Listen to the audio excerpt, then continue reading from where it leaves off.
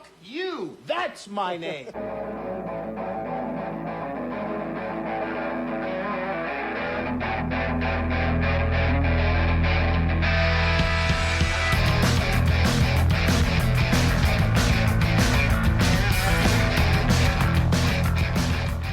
Hey, this is Sharks Across Hollywood, and this is going to be our Juneteenth episode. My mental health is not where it should be. The Rev over here hasn't slept in like 6 days. This could go either way. I really wanted to be bright and chipper for this episode, but I can't. I'm trying.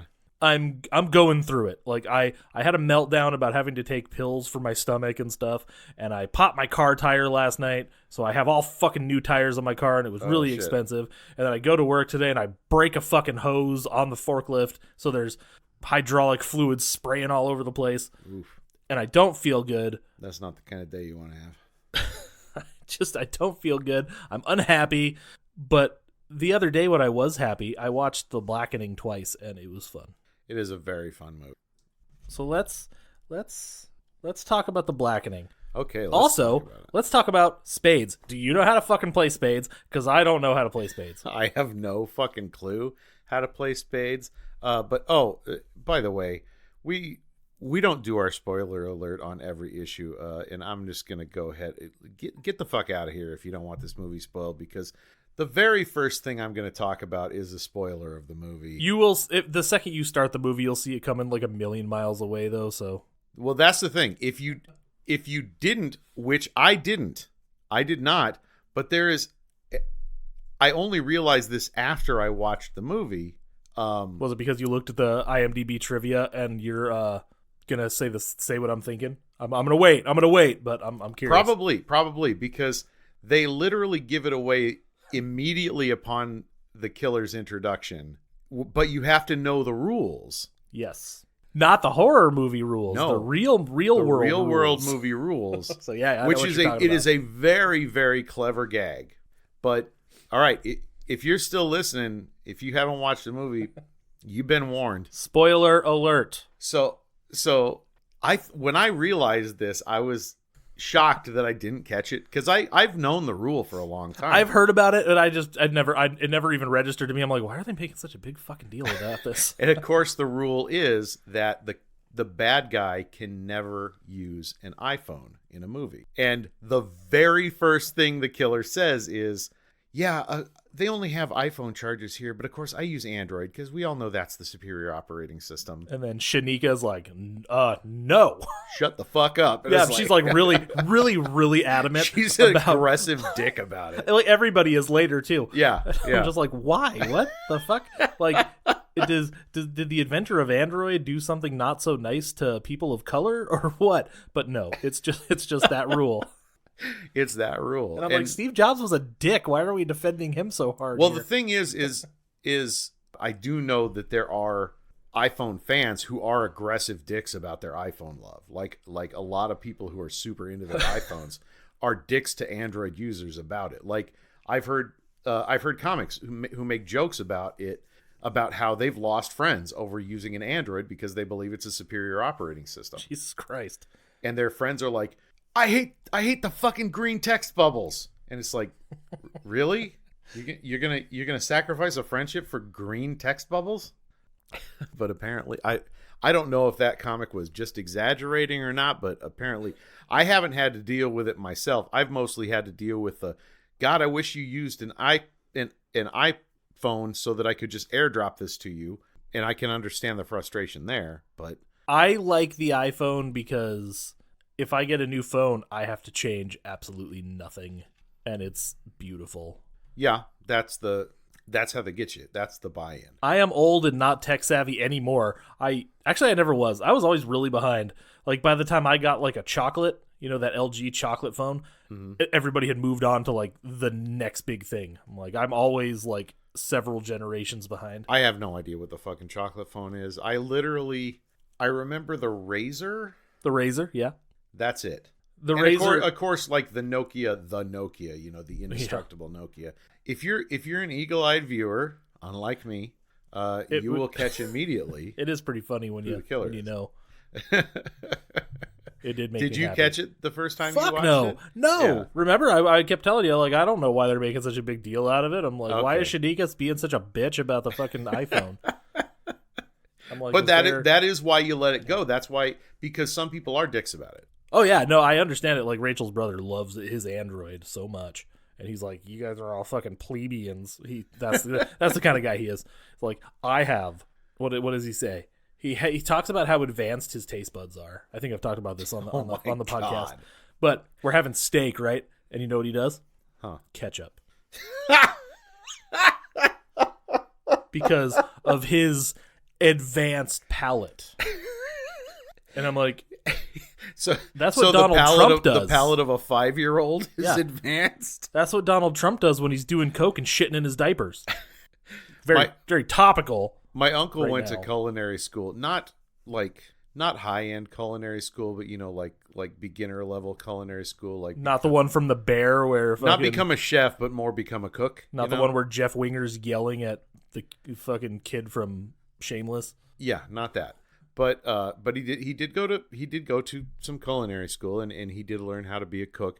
And he used to always tell this story, and he told it more than one time because my whole family has the memory that I do, and we just keep telling the same stories over and over all the time.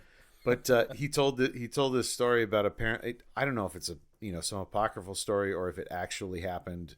I have no idea. But apparently there's this story about a chef who made this amazing steak for this very high end client, and it was it was like the highest of the high grade restaurants, and this is gonna upset me, isn't it?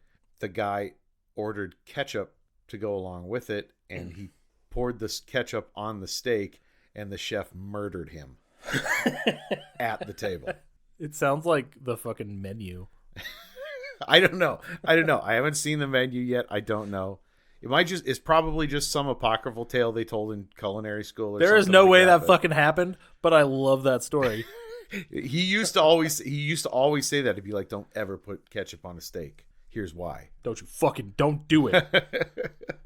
There's something else that I never actually looked up. I forgot to look up what Sambo is, if it's like, but Sambo is a martial art, so I don't know what the fuck. Oh, racial term. There we go.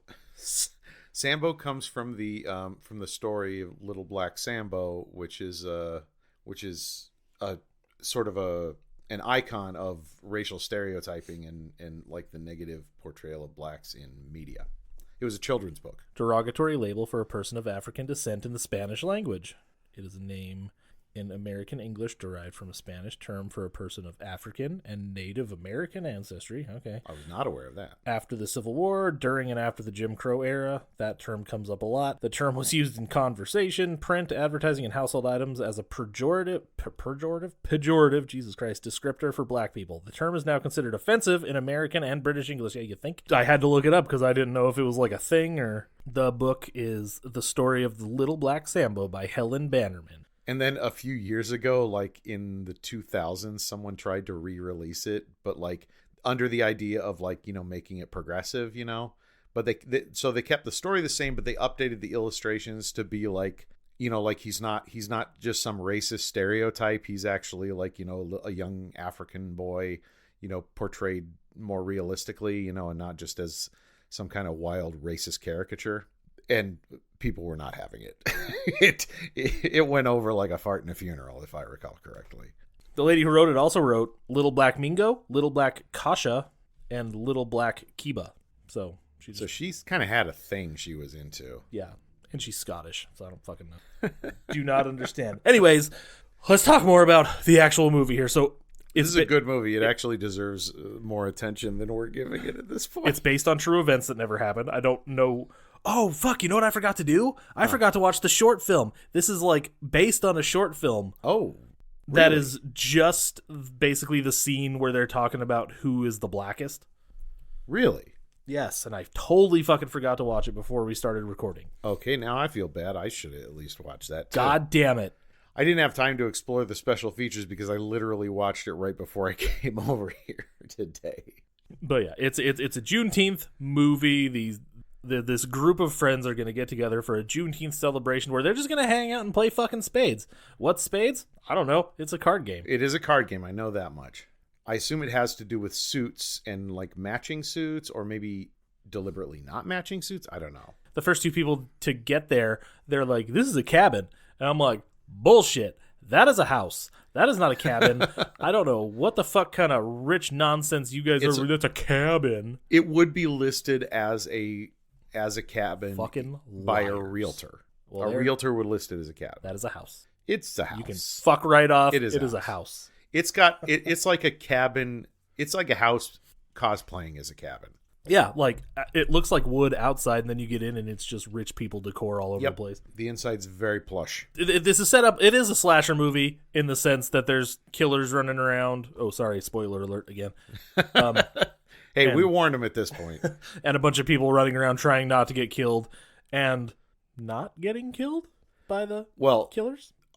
Save for a few. Yeah, our starter victims, because the slasher in the classical sense, you have to start with a killing. Yes, all the time. I love it. And they make a huge mistake here. What the fuck is wrong with these two? So they find this game room in this house, right? And it's just chock full of games, but there's one game that stands out to them. It's sitting in the middle of the room on this like table, and it's called The Blackening. And they're like, what kind of Jim Crow shit is this? And they're really funny about it. It makes me happy. And then they pull the lid off and they reveal this horrifyingly, like, one of the most racist things I've ever seen is this little blackface head in the middle of the game board, and it's like they are exactly as shocked as I would be if I walked into a room and saw it. They were like, what the fuck am I looking at? What is happening? And it's Jay Farrow, so he's fucking hilarious too. The only thing, though, that I actually don't like about the movie is something that I feel like you were about to touch on, and then you moved past it, which is Jay Farrow's answer to his blackening question. Yeah, I actually skipped right over that because I was going to talk about it. Who the fuck thinks Jada and... What? So the game asks you questions. It's Mekhi Phifer, right? Yeah, I think it's Jada and Mekhi Phifer. Who thinks that they survived Scream 2? So the idea of the game is that it asks you a bunch of questions, and then if you get it right, you get to move forward. If you get it wrong, you die. So they said, what horror movie has... No, it said name one horror movie where the black person survives till the end. And they're like, oh, Jada Pinkett and Mekhi Phifer, or whoever the fuck that guy is. It's not Mekhi Phifer, is it? Yeah, it's Mekhi Phifer and Jada Pinkett. Now I need to fact check. Is it Mekhi Phifer or is it Omar Epps? Omar Epps. Get those two mixed up. It's Omar Epps. I always get those guys mixed up. Now we have to, just to make sure, we gotta do fucking... There's Jada Pinkett. Omar Epps. Suffice to say, they literally die first. Yeah, they die first. I mean, it's like Williamson was trying to parody the black people die first thing by literally making them the main characters of that whole first sequence. Big stars too, both of them were red hot at that point. Like the only way you could have gone more popular is if you got Will Smith to be the guy. Oh yeah, 97. He'd already done Men in Black. This is post Men in Black. Yeah, this is Will Smith, I guess, at the height of his Will Smithiness. Men in Black came out in 97, so it's probably out at this point. But who? No, Scream came out in 97. Scream came out in 96. The first Scream. You sure? Shit, I know I'm bad at dates. Because Scream 2 came out in 97. I thought Scream 2 came out in 98. You are fucking wrong. Okay. God damn it. All right. Shit together. Blade came out in 98. I can think of movies right now. Friday the 13th Part 2. That black guy just kind of shows up and just disappears, and he fucking survives fine. Remember? He's like he's one of the camp counselors, and then like a group of them like go swimming or some shit. Or like they go off to... Oh, they all go to a bar. Yeah. Yeah. And they all survive.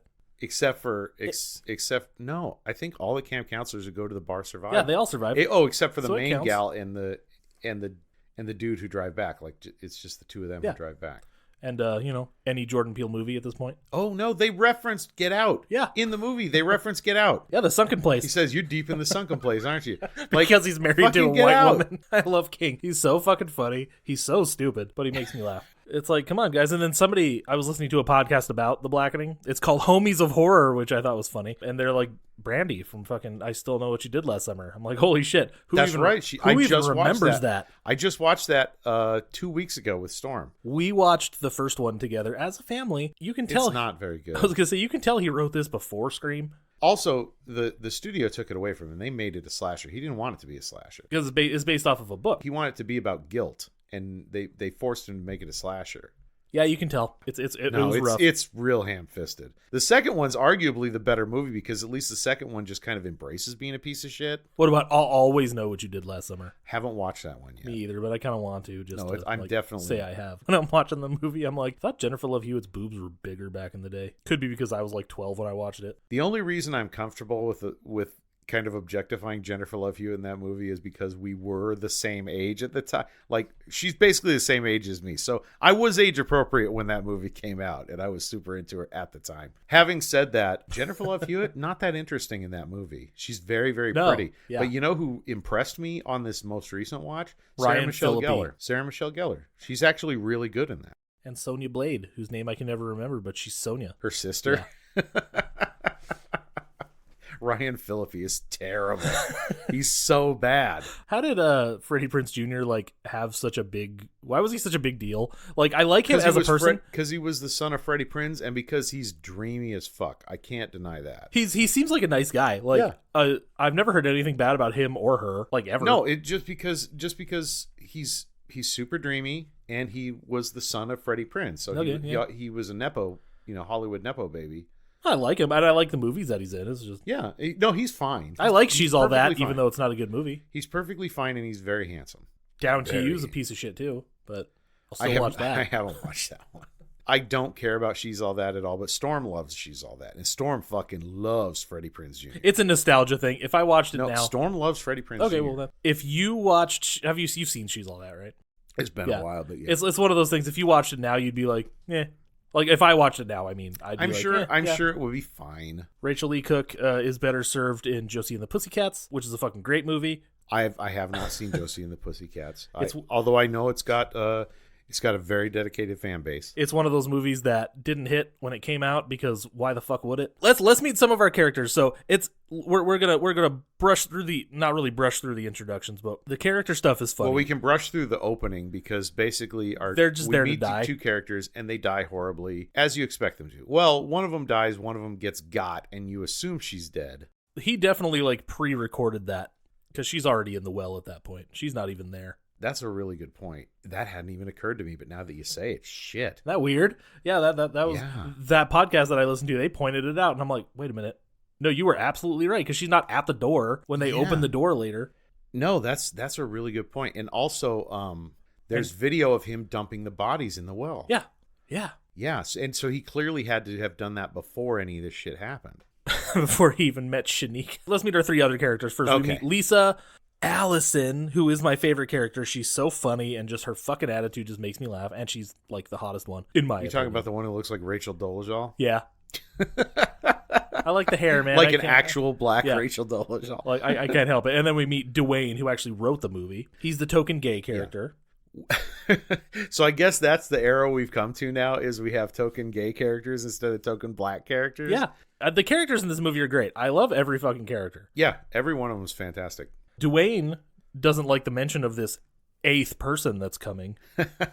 No, it's very, very clear, very, very early that he is not stoked about that guy. And there's black telepathy. We'll get back to that. That comes back in a big way. The Shine.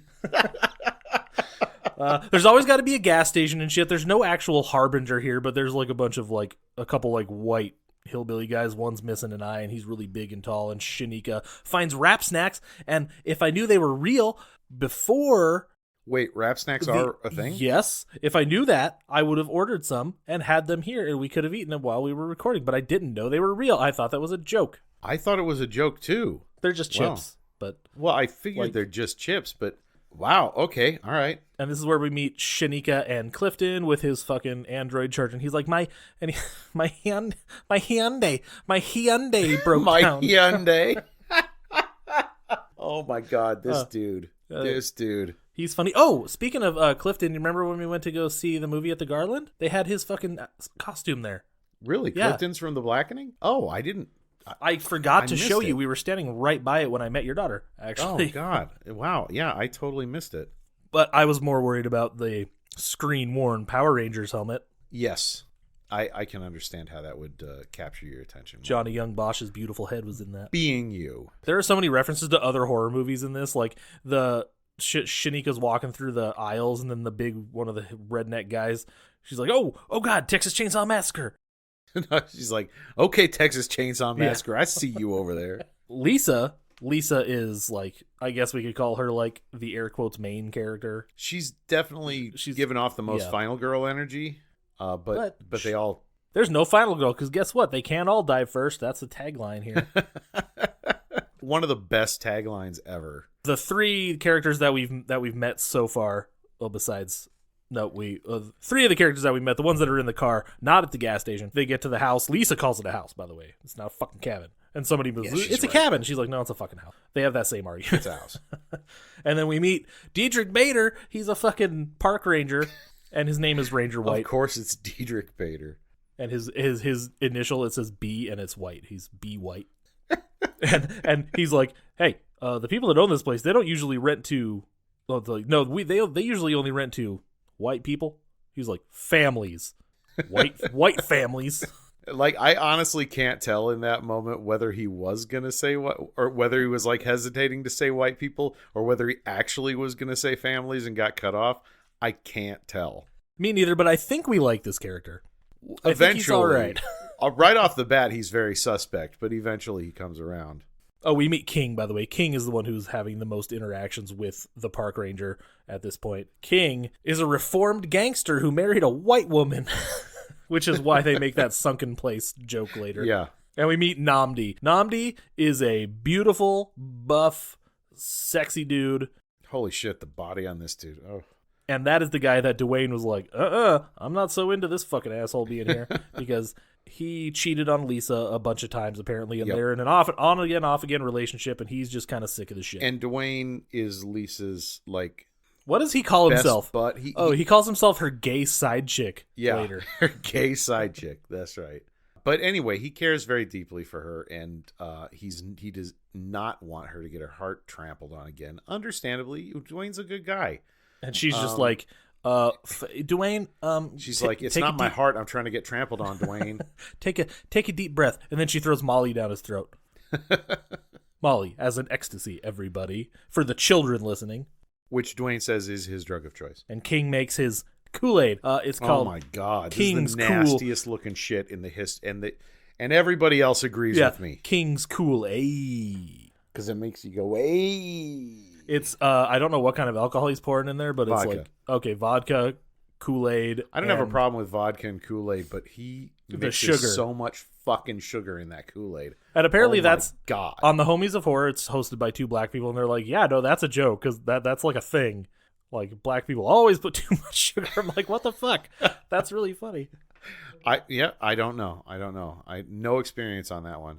All I know is... there comes a point where he's pouring the sugar, because I understand.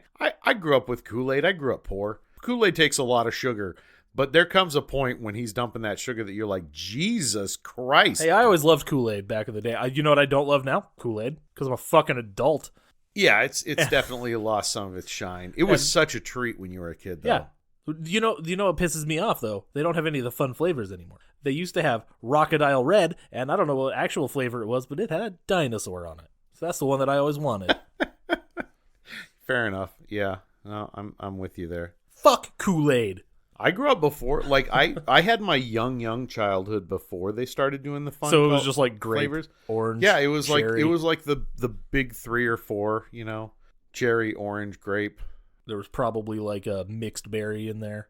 I think it was fruit punch. There was probably a fruit punch. Fucking Kool-Aid. There was definitely cherry. There was definitely grape. There was probably fruit punch. The cherry's probably my favorite. And I'm pretty sure there was an orange, but it didn't taste like orange juice. It tasted like Tang. Like Tang. Yeah, closer to Tang.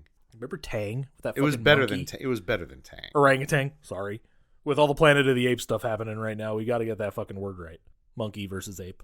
Oh, I so don't give a shit about Planet of the Apes. Oh, really? I could not give less of a shit if I tried. Those movies are so fucking good. I so don't care. Have you watched any of them? I watched the first one. Didn't care. Dude. It was fine. I mean, I'm not saying it wasn't. It was a perfect. No, that first one's really good. They are so they just fucking good. They just did nothing for me. I got to level with you.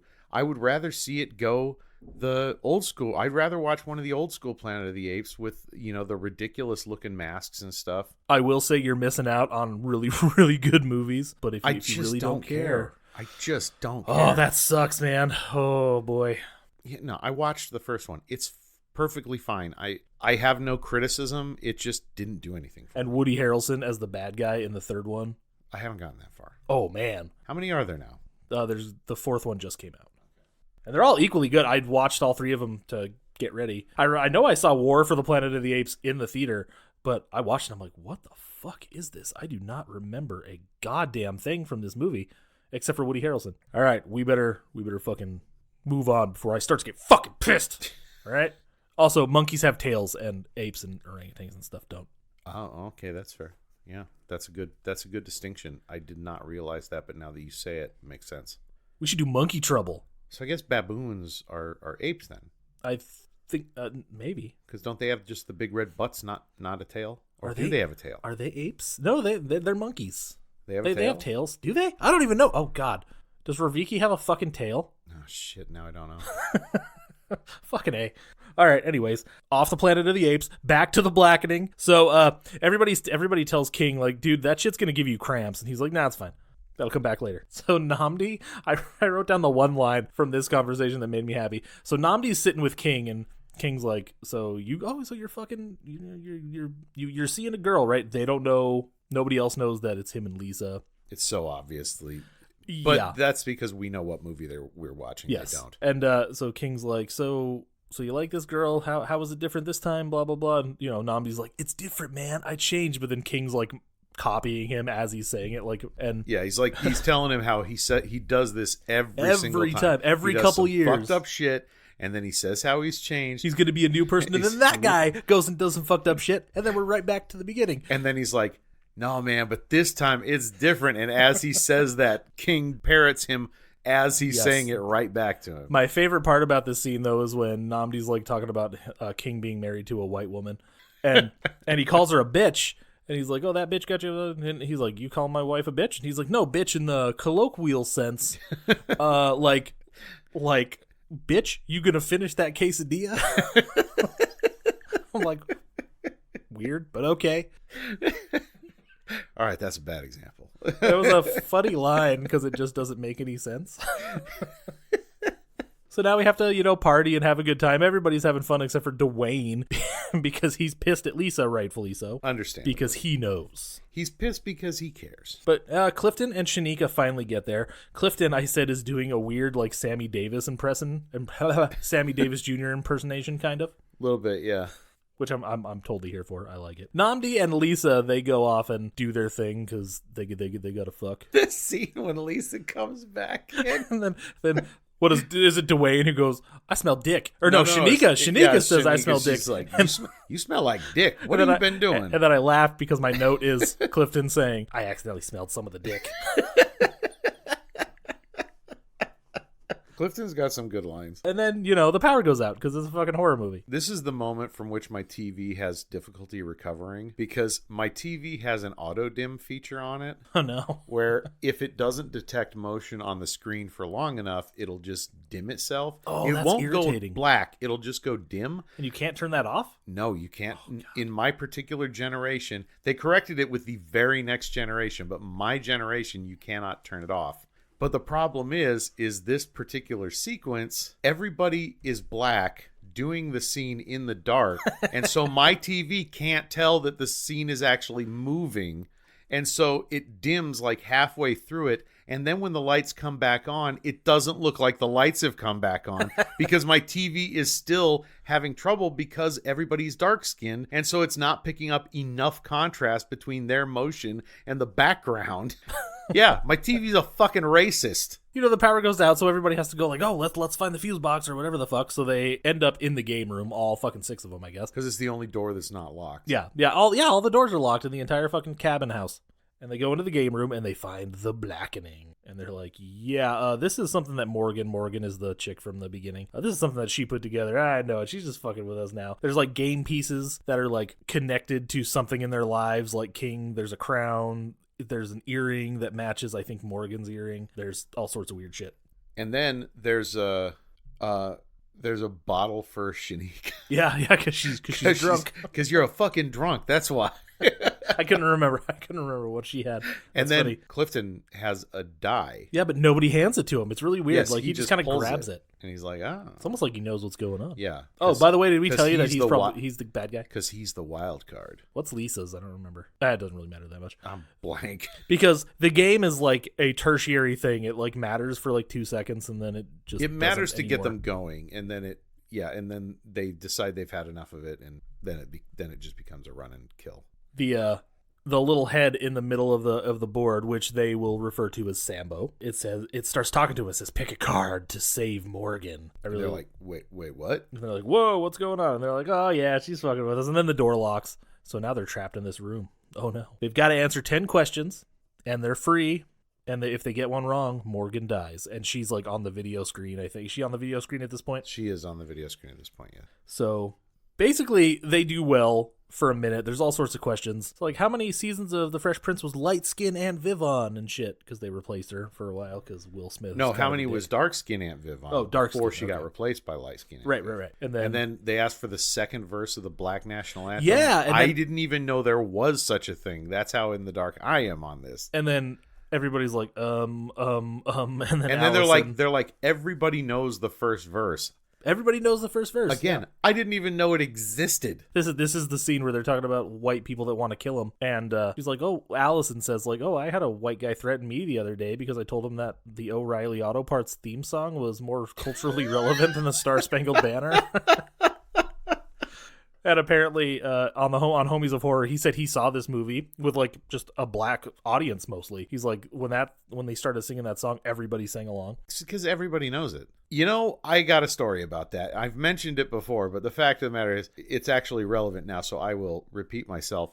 I did see this in the theater, and it fucking sucked.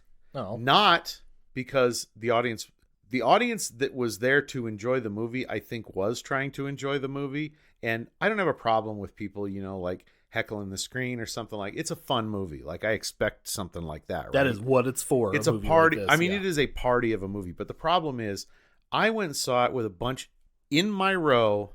Were like a dozen 16-year-old girls. that experience. That was the experience. Is like a dozen 16-year-old girls in my row.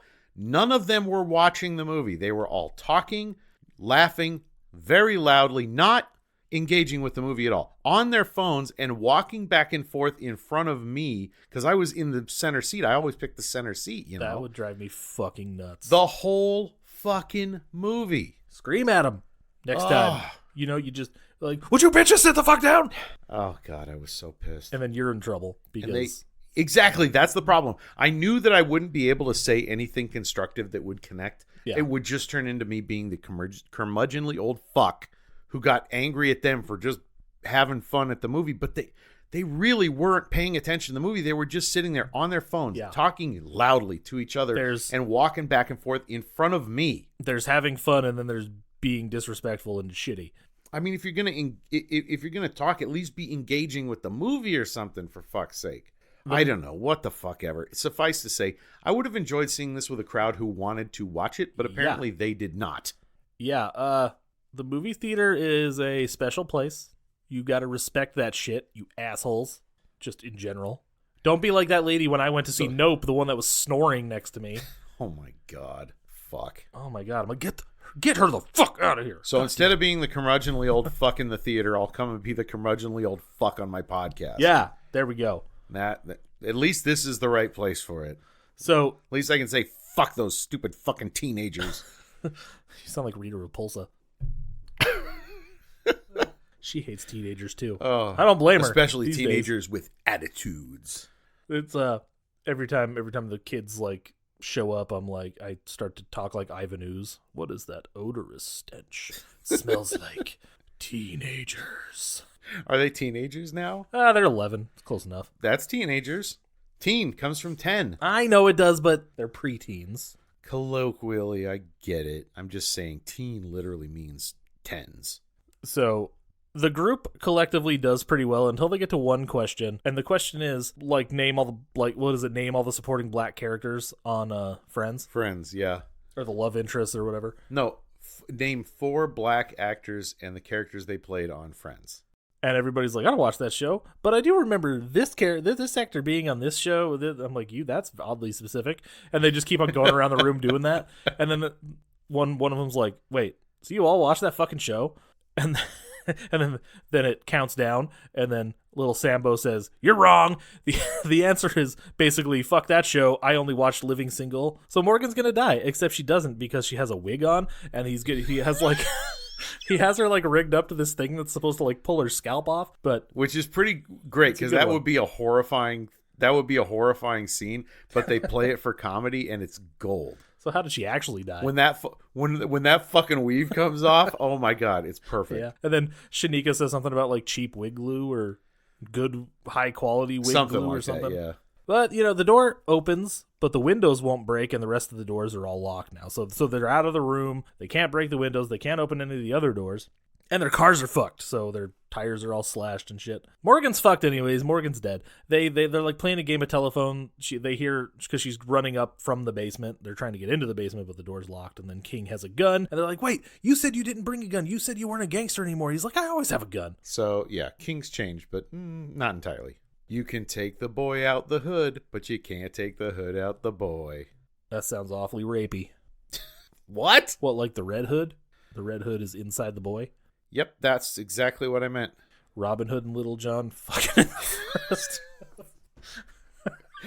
Okay, you can make fun of me, sir, but don't you dare blaspheme Roger Miller. Oh. Couldn't even get it out. Fuck. Anyways, okay. And then, so they're all playing this game of telephone, like by the door, because one of them's watching the video of Morgan trying to get out of the door, and then they're like, she's there, this is happening, and then King grabs the gun, shoots the fucking lock off. They open the door. Morgan's not even there, but the killer is, and he shoots King with a crossbow right in his shoulder. Right in the shoulder there. Yep. And then they get a knife. They're trying to keep him locked in the basement. They get a knife. Lisa's like, what am I supposed to fucking do with it? Shanika's like, give it to me, and she stabs him in the foot. Keep that in your back pocket there for later. Because the guy was like jamming his foot in the door, and he had like big old honking work boots. And then King pulls the bolt out and gets shot immediately right in the exact same spot again. The exact same spot. And then Allison, like it's deeper this time. Like it goes in way deeper. So he breaks off the tip, end of it. He breaks off the feather end. Yeah, the feather end, and then Vanessa. I keep on calling her Vanessa. Her name is Allison, and she's like, "Oh, I'll pull it out. And then she pulls it out and stabs herself with the fucking arrow. It's just pure chaos. Oh god. And now they're all locked in the game room again. Yep.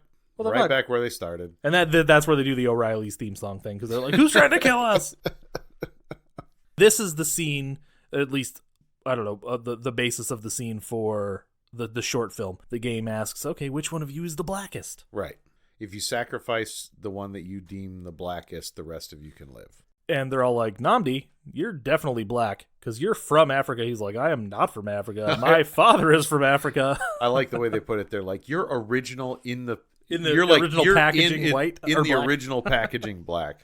And then Allison is half white. They're like, well, what about you? And she's like, so you always make fun of me about my whiteness in any other situation, but now it doesn't count? And my father is white with a wha. She talks very fast. But everything she says is funny. And like, what about... Everybody's pretty gold in this scene. They're like, what about you, Dwayne? This scene clearly got the most attention from the screenwriters. And I don't say that as criticism to the rest of the movie. No, this is just because the rest of the movie is really good too. But this scene in particular, it's just like a series of really incredibly funny shit like this. Like they're all pointing at Dwayne's like, "What about you? You're super black," and he's like, "No, I am gay." My mother always used to say that gayness is just whiteness wrapped up in a bunch of dicks. And ordinarily I don't agree, but today I do. And they go, "What about Clifton?" And he's like, "Oh, me?" And he's like, "I'm not black. I'm not black at all." They're like, "What do you mean?" And what kind of shit does he say before they end up like? He says, "I thought Black Twitter was a kind of seasoning." Oh yeah, I've never seen Friday. They're like, oh. There was a collective gasp in there. Then he's like, "I voted for Trump twice."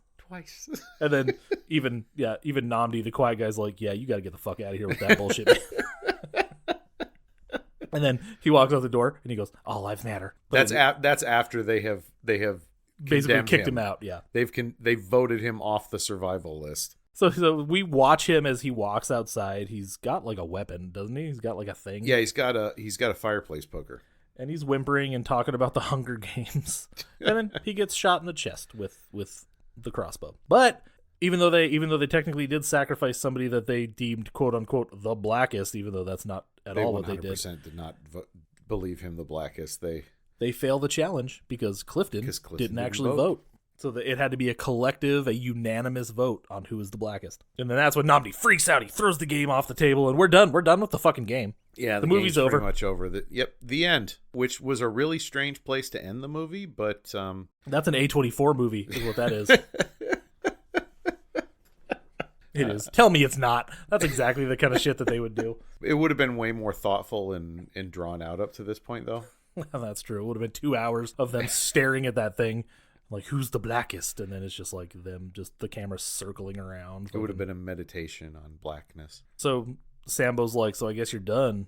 Oh, no, it's not Sambo. Oh, no. It's not Sambo. The killer pops up on the TV, and he's like, so was that? And the killer's wearing this kind of blackface gimp mask. Yeah. I think it's supposed to resemble. It's definitely face, supposed to resemble blackface, because it's got like these big white lips on it. But then it's just like hard, like black leather black. But then it's got like stitching on it. It's cool. I like the way it looks. It's a good killer mask. Yeah. If they want to go franchise with it, they could with that mask for sure. Oh yeah. Well, obviously Clifton comes back in the sequel because we didn't see him die. They did throw him down a fucking well, though. Yes, but we did not see him die when we actually hear him laughing from the bottom of the well at the end. Oh, we certainly do. You're right. Oh, shit. All right, well. So they definitely set it up so that they could do a sequel. I would be very curious to see the sequel to The Blackening. And what is it called? The Blackening 2 Sudden Death, because that's what they enter into right now. The Blackening 2 Electric Boogaloo. Oh, they should. It's the one movie that could get away with it. So Shanika, like Allison, is after like some painkillers because she's like, ow, I hurt, my shoulder hurts, but she gives her fucking Adderall. What? Yeah, accidentally. Shanika apparently has like a pill cocktail in her purse that is just so she accidentally gives her Adderall, and the Adderall will come in handy later, I think. Not entirely sure. It gets her focused, and I think that is what ends up leading her to a Wolverine kill. Which is awesome. It makes no fucking sense. Nowhere is it established that she's like into martial arts or can fight at all. She's just a feisty lady. And it's time to split up. They're like, but she's like, so I think we gotta do the, since we can't all agree, we gotta split up. They're poking fun at every horror cliche, and I love it. And the thing that they set up was that she throws up when she's scared, but she's not the one who throws up later. It's Dwayne who throws up later. That feels like a missed opportunity. One of the very few criticisms I would have of this movie is that they set that up and then it doesn't pay off. So it looks like Allison, King, and Shanika go outside while the others stay in the house. That's Lisa, yes, Nnamdi, and Dwayne. So we get a perfect 3-3 split. Yes. Lisa leads them into the basement to find the chick from the beginning, because I didn't remember her name at that point. Her name is Morgan. They go down into the basement and they find cameras. Only God can judge me. Well, they don't find cameras. They find screens. Oh, hail Satan. They find screens all over the basement, like with cameras pointed everywhere. So it turns out the entire place is under surveillance. They're watching us, and there's a big Confederate flag in the basement. They're like, what the fuck? And Dwayne's like, I thought we were north of the Mason-Dixon. And then in the basement they find... In the basement? Oh yeah, Ranger White is down there also. No, Ranger White's not in the basement. Well, he's somewhere. No, they meet Ranger White out when they finally decide to leave the house. He's near the fucking basement. I don't know. No, he's outside. He's literally outside. He's outside the basement. I don't know. Outside. He's outside the front fucking door.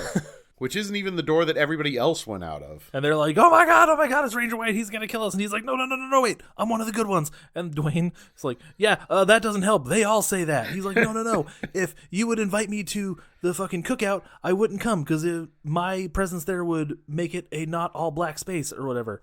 Then, signals are blocked. That's why nobody can fucking call out. Nobody's calling in. Nobody's like... And he figures it out by he's trying to call back to the station. He's like... This is White. White. He just keeps saying it over and over. So they get in his car, and he's like, "Okay, you stay here. I'm gonna go figure some shit out. No, he sees something He in the sees distance, stuff. or at least he claims to see something in the distance, and he goes after.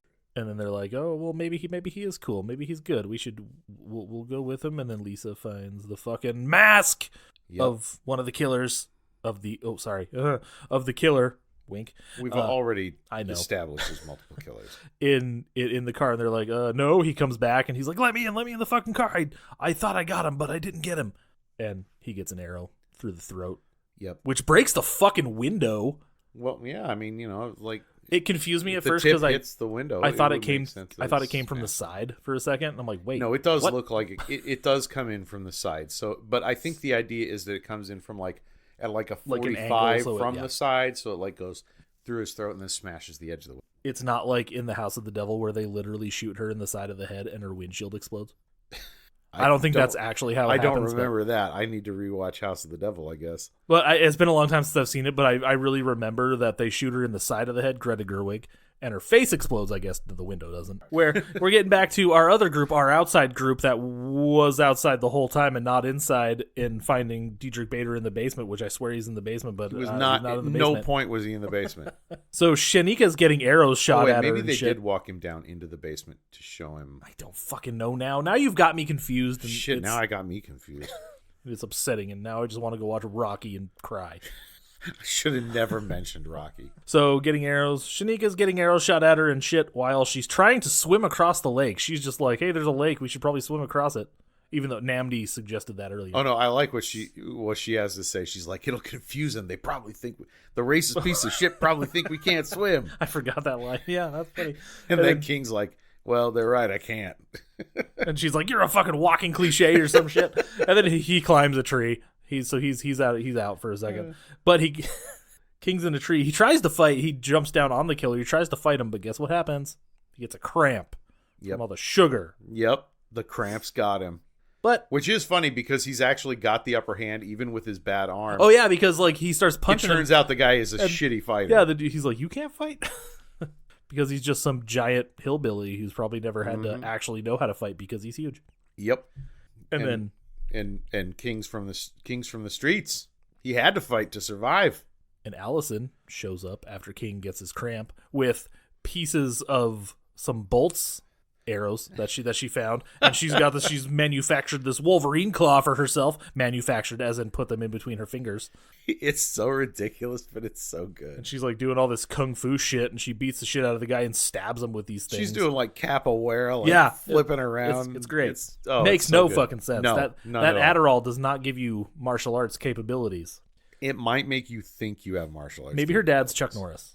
Oh, fuck Norris. Am I right? Could be. They kill this guy. Well, Allison kills this guy, and they unmask him. Yeah, she fucking goes to town on his ass. And they unmask him, and it's the fucking redneck from the gas station, Texas Chainsaw Massacre, with one eye and shit. And apparently he has asthma.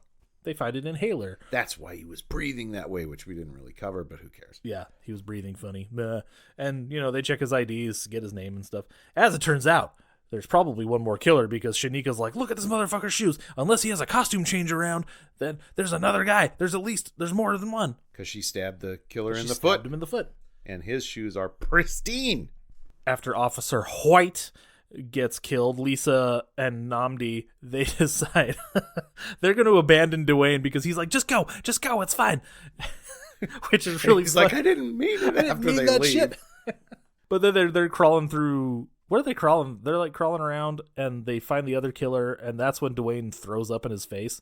No, they go into the house. They hide in this ventilation shaft. It is a ventilation shaft. I'm not crazy. Okay.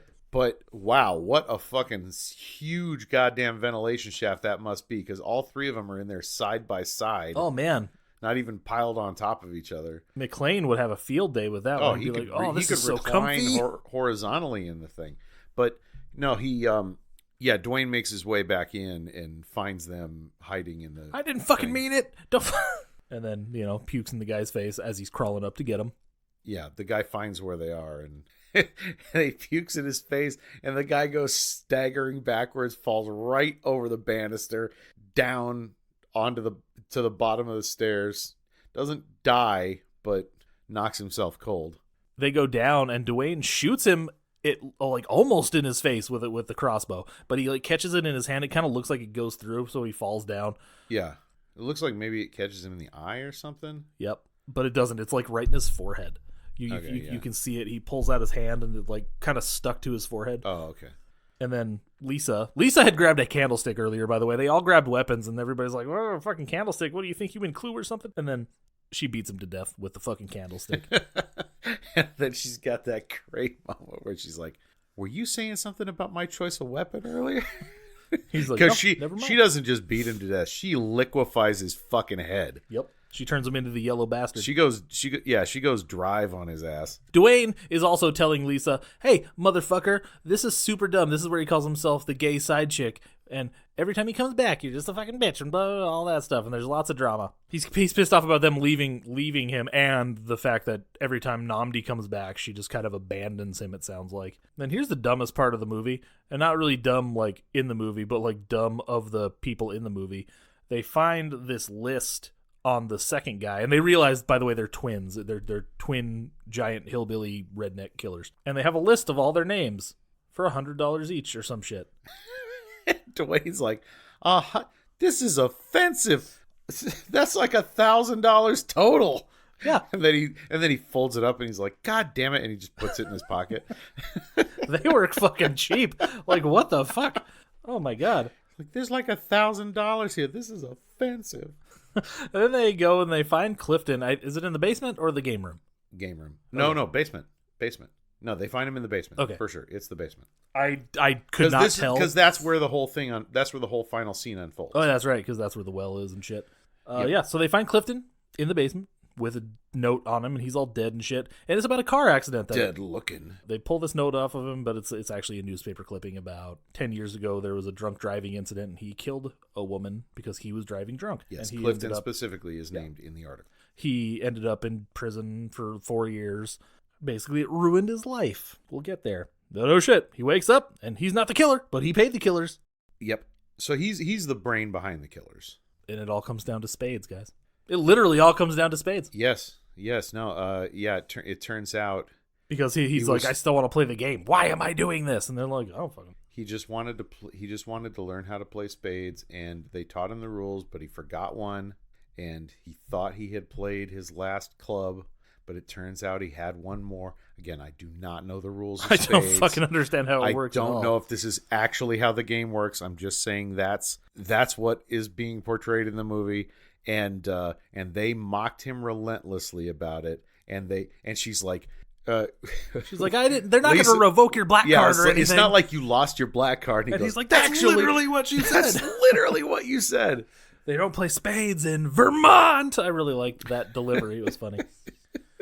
So he's like, you know what? Fuck you guys. I'm just going to throw you in the well. Get the fuck out of here. No, he's not. No, he wants to play one last game with him. Oh yeah. Oh, the one last game. Who's really the blackest? He calls it Sophie's Black Choice. Black Sophie's Choice. Black Sophie's Choice. That's it. Black Sophie's Choice. The telepathy comes back, and eventually, like, they all talk to each other, and then it gets to Dwayne and Namdi, and they're like, Dwayne's like, this is in their minds. He's like, you go high, I go low. He's like, oh, what the fuck? We can hear each other, whatever. He's like, I thought this mind talk only worked for chicks. And then they turn to Clifton, and they're like, did you hear all that? He's like, yes, motherfucker. And now you've lost the one advantage you had. Surprise. So Dwayne eventually does like start attacking him, but it's really dark out there. Shanika has the gun or the crossbow. She has a weapon. No, she loses the crossbow. She has a projectile weapon of some kind that she's going to shoot at them because Dwayne and Clifton are like fighting in the dark. They're like, shoot him. She's like, which oh one? yeah, that's which right. one? No, she picks up the crossbow that Clifton dropped. Yes, yeah, Clifton had the crossbow. That's and right.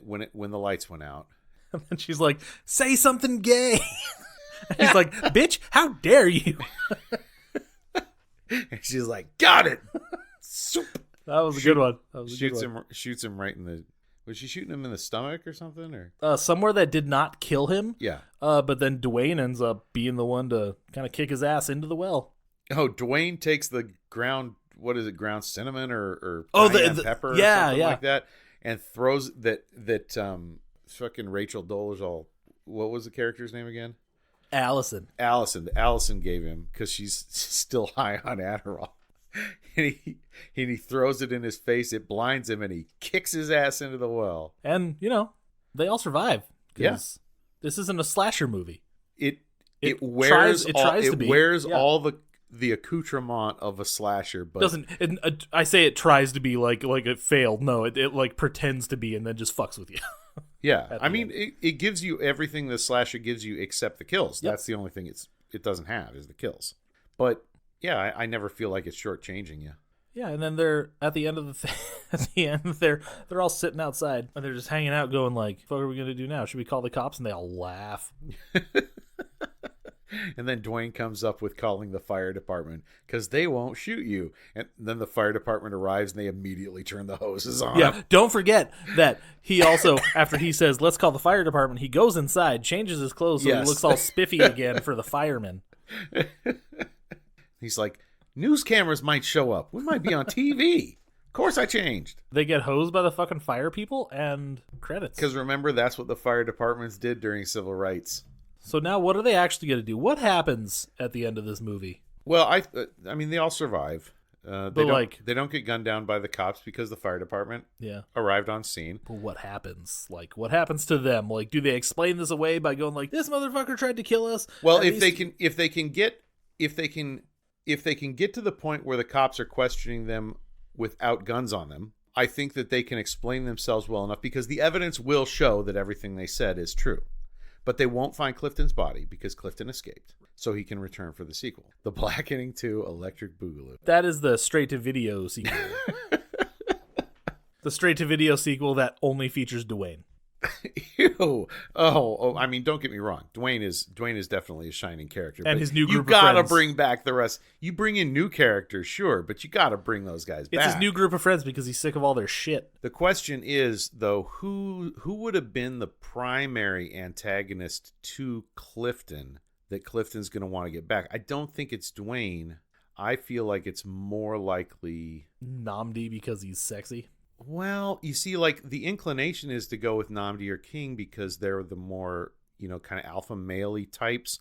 But Shanika is aggressive. She is aggressive in her mockery. Yeah. And so is, what's the final girl's name again? Lisa, yeah.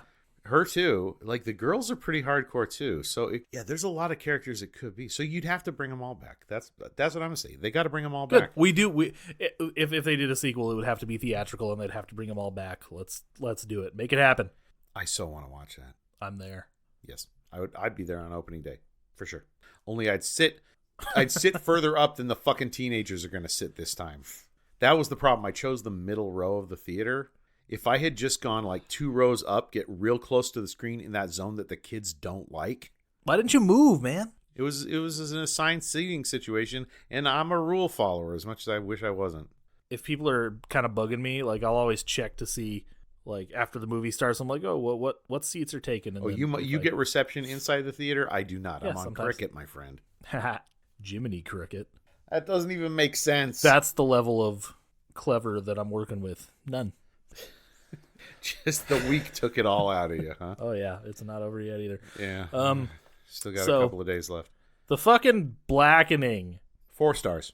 I really enjoyed The Blackening.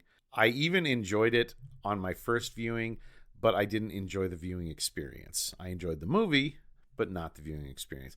It really sucked all the tension out of the room too. Well, there's fucking blue. The movie theater is like this sacred place that you need to fucking respect.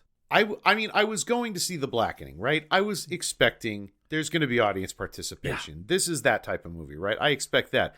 I didn't expect just utter disrespect of everybody in the theater by an entire cadre of young women. Yeah, that's annoying. I'm so sad for that experience, and you can never get it back, and it's really annoying. Now, having said that, though, still very fun movie, highly recommended. This is definitely going to be one that I carry forward and watch many more times. We forgot to make fun of the director. I did check out the director's it's body fucking, of work. It's fucking Tim's story, man. It's all over the place. Yeah, Fantastic Four and Fantastic Four Rise of the Silver Surfer. Especially weird. I have not seen Silver Surfer. I have seen that first Fantastic Four. Didn't hate it. You're not missing much. Don't love it. Like it's not like it's got a fond place in my heart or anything, but I didn't hate it. I watched it in the theater and I was like, this is fine. It's not X-Men, but it's fine. I would rather watch the Corman one. Yeah, I think the Corman one is actually a lot more fun. Tim Story was going for this kind of weird 60s, 70s vibe, but it didn't work for me. Yeah, maybe if I watch him now, I'd probably appreciate him a little bit more. Like I said, did not hate it, didn't particularly love it. It was the 3 out of 5 experience. I did see that Tim Story had directed Barbershop, which I haven't seen, but I know is beloved by many. I do love Friday, because I've seen Friday, Clifton. I haven't. Are you fucking with me right now? No, I haven't seen it. You heard it. This man's a racist. I'm not I just haven't seen it. I'm a racist because I voted for Trump twice. Oh, fuck. So my final thoughts. I had to make fun of Tim Story for a second. I really like The Blackening. This is fun. Go into it with the knowledge that it is a comedy first, a horror movie second. Yeah, I feel. but I think it delivers. But on it the works horror on elements. both, Yeah. really. Yeah. It's not the best horror movie I've ever seen, but it's a damn good one. It wins in the comedy department. Those characters have such great chemistry together. The dialogue is just so fucking funny. So watch it. Thoroughly enjoy the writing. Yeah. I enjoy everything. I there's not really a weak link except for, like I said, Jay Farrow's character thinking that fucking That was so dumb. those guys survived Scream 2. Oh my god, come on, man. No. It's the opening of the fucking movie. And they're already dumb. That's why they die first. Yeah. No, I mean, at least she knew. She's She was like, "Wait a "What the minute." fuck are you talking about?" Like she knew what was going on, but She's like, wink, wink. They couldn't afford to keep That's- them for the whole movie. that's why she survived longer, because she knew. Yeah. Oh, that is true. That's true. But yeah, aside from that, yeah, this movie's a blast. I give it a 4 out of 5, which basically is me saying it's pretty much perfect, because anything above a 4 out of 5 means there's something that goes beyond perfection for it for me, like to the point where it's like one of my most beloved films. And this, Yeah, no, it's not like me and watching all the Creed movies over and over and over and over and over again. yeah, it's not. Because It's I'm not. fucking obsessed. It's not quite on that level for me. But that's not really a criticism of the movie, because that's just, like whether it hits my comfort zone. You have happy movies that you watch when you're fucking depressed, like I was last night, so that's why I started watching Creed 2, and then Bonnie's like, pause it, I'm going to bed. I want to watch Creed 2. I'm like, you never fucking want to watch this when I say, hey, let's watch it. But then I'm watching it, and you're like, I want to watch it now. Oh, kids. God damn it. Oh, kids. Anyways. But yeah, damn good movie. Check it out. That's all there is to say. Come on. What more needs to be said? I agree with all those things. Absolutely. So I think we're done. Happy Juneteenth and all that shit. If you want to follow us on some social media, you can do so. On everything at the Shark Pod. I haven't done this in like a couple weeks and I feel like shit. So fucking this is gonna get weird. You can give us money on patreon.com/SharksCrossHollywood. We haven't posted anything this year. We have like 1,000 hours of stuff on there. That's false advertising. We don't have 1,000 hours. But it's in the neighborhood of 50. Eventually we'll start posting stuff on there again when I stop being too depressed to like do extra work and all the stuff. We'll be back in a couple weeks with another movie. So again, happy Juneteenth. Oh yeah, if you want to know about my comedy, follow me on Instagram at Samuel Mance. You can find it via our podcast Instagram at the Shark Pod. Fuck yeah.